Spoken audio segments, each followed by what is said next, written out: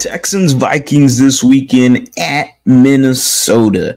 The Houston Texans are a bit injured entering this game, but overall, I'm going to give my predictions. I'm going to give my thoughts and, takeaways for hopefully a victory this weekend against Minnesota. What is going on, everybody? Welcome back to a brand new episode of The Lead. Your host, as always, Harley Dugan. Minnesota's been playing good ball. They just beat the San Francisco 49ers, and the talk around social media, specifically when it comes to the Minnesota Vikings, is defensive coordinator Brian Flores. Now, yes, Kevin O'Connell has done a really good job as a head coach, working with the tools he's got around him at the quarterback position. This year being Sam Darnold. Last year, he was playing competitive football with Josh Dobbs, someone that they traded for when he was playing pretty good football with the Arizona Cardinals. This year, it's in way of Sam Darnold, just because J.J. McCarthy is out for the year. I think it was torn ACL or whatever. I don't remember quite exactly. But Kevin O'Connell's done a good job, but the talk around town is Brian Flores and his defense, as Dan Orlovsky called it, seeing ghosts, because that is something Sam Darnold had mentioned when going up against Brian Flores' defense when he was at Miami. And now we are going to be on this side of things. Look, San Francisco 49ers, they lost that game, but Brock Purdy still threw for 300-plus yards, 2 touchdowns. He still had a really good stat line against this defense, regardless of the pressure and the sacks that they do get for the team. And I will say that to say this: C.J. Stroud is not Brock Purdy. And that is not to discredit who Brock Purdy is. I think he's improved every single year as a quarterback, especially someone that was Mr. Irrelevant. But C.J. Stroud is no Brock Purdy. C.J. Stroud is different. And C.J. Stroud can beat this team. And the Houston Texans, I'll say it right now, can beat this team, regardless of being on the road and how well Sam Darnold has played.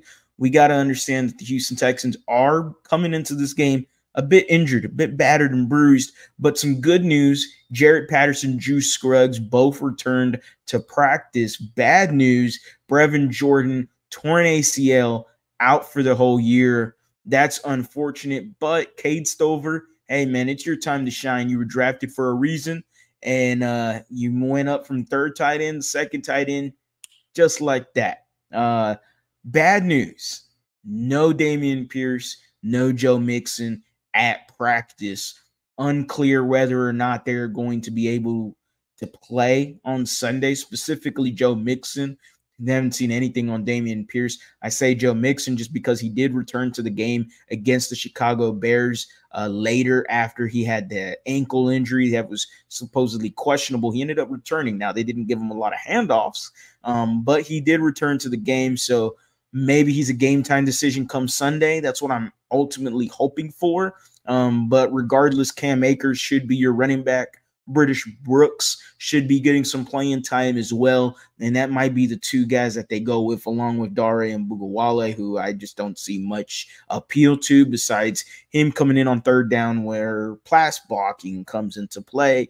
And that's about it. The Houston Texans are going to have to utilize Tank Dell and these wide receivers in the passing game a lot more. That is something they haven't shown us in the first 2 games. The first game, you saw some glimpses and some flashes of what the passing game couldn't do in the rest of this year, but we have yet to see it. Last week, Sunday Night Football wasn't very pretty and wasn't a good game in terms of passing the football, even running the football. The offense was very bland and boring and just lackadaisical at the end of the day. And Bobby Slowick has to do better. Texans offense has to do better in order to get this win. And the Houston Texans will get this win on the road against the Minnesota Vikings. Why not? It is tough. It is tough for me to say that they can't drop 30 points. It is, because this Texans team on paper, I continue to look at it and it is fantastic. and it's tough to say they can't drop 30. My prediction from the roundtable yesterday, if you didn't watch, go check out the AFC South roundtable where I was with the rest of my co-hosts on the Houston Texans roundtable. Myself, Ruben, as y'all know, is Mr. 713, Texans commentator, Houston Stressens, and an AD from the H-Town Rundown. I said 31-20. I think I'm going to stick with it. I'm going to lower the score, though. I will say 27-17.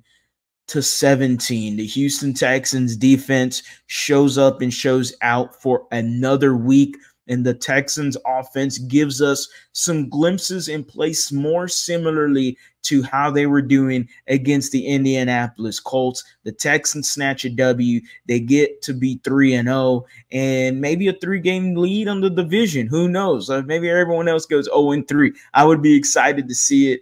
But at the end of the day, 3-0. Houston Texans get the dub, 27-17. Ka'imi Fairbairn, yeah, you might get 2 field goals. Let him rest the leg a little bit. CJ Stroud shows off a little. Tank Dell gets a touchdown in this game. I do believe he is going to have some sort of impact in this game, and I can't wait to see it. As always, guys, go Astros, go Rockets, go Texans. You have a blessed day.